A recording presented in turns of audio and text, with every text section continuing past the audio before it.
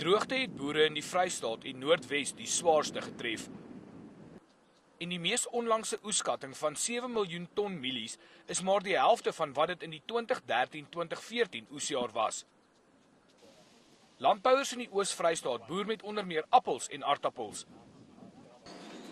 Hulle het meer reën gekry as hulle ewe knie elders, maar oeste is steeds nie wat dit kan wees nie. On the dryland crop, there are places where there's absolutely nothing. So that's a big issue. And on the maize, also well below average crops. And then bearing in mind, we had frost. We would like to be throwing out 10 to 20% of fruit as undersized as more ideal, and we're probably going up to 30%, mainly because of undersized, and we think that our systems just couldn't keep up with the heat wave.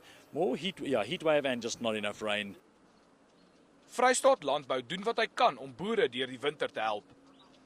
Ons het nou saam met Sanral ook in gesprek gekom en dat ons die N3 se gras wat dan gesny word, sal ons dan in bale kry en dan gaan ons dit ook vervoer na die boere in nood.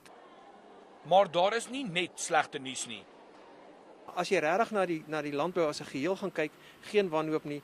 Om die waarheid sê, daar gaan meer geld gemaak word hierdie jaar as in die vorige jare.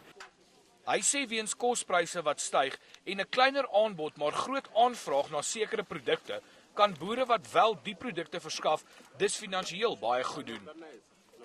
Sonder die plaaswerkers kan geen wa egter deur die drif getrek word nie. Selfs in moeilike ekonomiese tye glo talle boere dit is steeds hulle verantwoordelikheid om op 'n maatskaplike vlak na werkers te help omsien. Die Sessiesonkie en 5 boerderye in die Harry Smit omgewing borg 4 sokkerspanne vir plaaswerkers. En die spanne het selfs al 'n toernooi waar buurplase se spanne teen mekaar kan meeding. Die werkers is uiters entoesiasties. There's always been a soccer team around here, and the people around here have been very supportive. Yeah, it's a lot of fun. We've got our own playground here, and we also visit other farms. The company sponsor us with the kit and everything, the transport. Die Sessiesonkie boerdery verskaf onder meer ook gratis vervoer aan seisoenwerkers om se besteedbare inkomste te help vergroot. Gerard Pretorius, 1 Nuus, Harry Smit.